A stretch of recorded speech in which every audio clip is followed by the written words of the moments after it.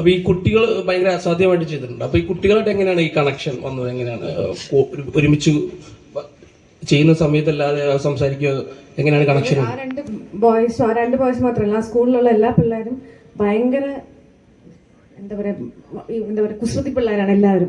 ഇവരാണെങ്കിലും ശരി, എല്ലാവരും. അതുകൊണ്ട് തന്നെ എന്ന് പറഞ്ഞാൽ ഞാൻ പറഞ്ഞില്ലേ, ആ സിനിമയിൽ അഭിനയിച്ചിരിക്കുന്ന ഞങ്ങൾ കുറച്ച് പേരല്ലാതെ ബാക്കിയുള്ളവരെല്ലാം അതിന്റെ ജൂനിയർ ആർട്ടിസ്റ്റുകൾ അടക്കം നാട്ടിലുള്ള ആൾക്കാരാണ്. അപ്പൊ അവർക്ക് ഇപ്പൊ നമ്മുടെ ഡയലോഗ് തെറ്റിപ്പോയാലും ഇവന്മാര് നമ്മളെ കളിയാക്കും, ഇവന്മാര് നമ്മളെ പുച്ഛിക്കും. എന്നെ ഒരാൾ പുച്ഛിക്കാന്നൊക്കെ പറഞ്ഞ് ആലോചിക്കും.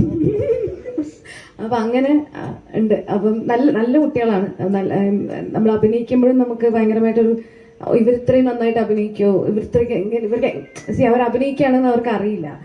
അവരുടെ അടുത്ത് പറഞ്ഞു കൊടുക്കുന്ന കാര്യങ്ങൾ അവർ ചെയ്യാണ്. നമ്മൾ എല്ലാം ഫീഡ് ചെയ്ത് കൊടുത്തിട്ടാണ് അവരുടെ അടുത്ത് നമ്മൾ വാങ്ങിക്കുന്നത്. പക്ഷെ അവർക്ക് അറിയില്ലല്ലോ അവരിങ്ങനെയാണ് അഭിനയിച്ചിരിക്കുന്നത് എന്നുള്ളത്. അപ്പൊ എനിക്കും ഈ സിനിമ ഇറങ്ങുന്നതിന് മുന്നേ ഏറ്റവും ആഗ്രഹം അവർ ഈ സിനിമ കാണുമ്പോൾ എങ്ങനെയായിരിക്കും അവർ ഫീൽ ചെയ്യുന്നത് എന്നുള്ളതായിരുന്നു. അല്ലെങ്കിൽ അവരെ ഒരു ആക്ടേഴ്സായിട്ട് വന്ന് നിൽക്കുമ്പോൾ ഇതുപോലെ ഒരുപാട് മീഡിയ ഉണ്ടാവും, ഒരുപാട് ആൾക്കാർ അതെങ്ങനെയാണ് അവർ റിസീവ് ചെയ്യുക എന്നുള്ളത് അറിയാൻ എനിക്ക് ഭയങ്കര ആഗ്രഹം ഉണ്ടായിരുന്നു. ഞാനത് ഭയങ്കര എക്സൈറ്റഡ് ആയിരുന്നു. എനിക്ക് അവർ ഞങ്ങൾ പോയിരിക്കുന്ന എല്ലാ പ്രോഗ്രാംസിനും എനിക്ക് അവരെങ്ങനെ കാണും, ഞാൻ എവിടെ ഇരുന്നാലും ഇവരെ നോക്കും. കാരണം ഇവരത് എങ്ങനെയാണ് എൻജോയ് ചെയ്യണമെന്ന് അറിയാൻ വേണ്ടി അതെനിക്ക് ഭയങ്കര എക്സൈറ്റിംഗ് ആയിരുന്നു. ഇതിനകത്ത് ഒരുപാട് ഒരു ഡാൻസ് പെർഫോമൻസ് എങ്ങനെയാ, എളുപ്പമായിരുന്നു അതോ? എളുപ്പമല്ലായിരുന്നു, അതല്ല എളുപ്പമായിരുന്നില്ല. സാറും പിന്നെ നമുക്കൊരു ഡാൻസ് പഠിപ്പിക്കാൻ വേണ്ടി രണ്ടുപേരും വന്നിട്ടുണ്ടായിരുന്നു, അവരും കൂടെയാണ് ചെയ്തത്. ഒട്ടും എളുപ്പമല്ലായിരുന്നു. പക്ഷെ കാണുമ്പോൾ നല്ല അടിപൊളിയായിട്ട് ചെയ്തിട്ടുണ്ട്. അതിനെന്റെ എളുപ്പമല്ലായിരുന്നു എന്ന് പറയുന്നത്.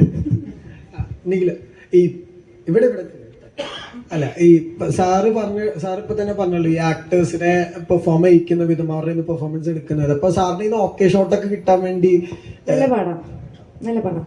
ഒരു 17-18 ടേക്കൊക്കെ പോയാലേ ഒരു ഓക്കെ ഷോട്ട് കിട്ടുള്ളൂ. അതിൽ ഏതാണ് ഓക്കെ ആണെന്ന് നമുക്കറിയില്ല.